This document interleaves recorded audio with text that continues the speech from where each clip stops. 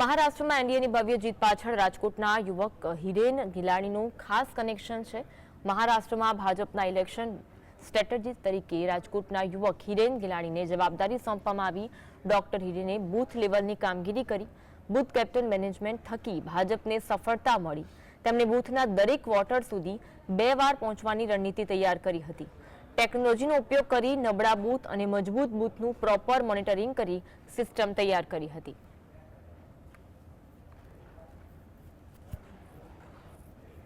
188 વિધાનસભાની અંદર હરેક બૂથનું બૂથ મેપિંગ સિસ્ટમ ઉપર અમે કામ કર્યું। મુખ્ય જવાબદારી એ હતી કે હરેક બૂથ ઉપર એક કેપ્ટનની નિયુક્તિ થાય।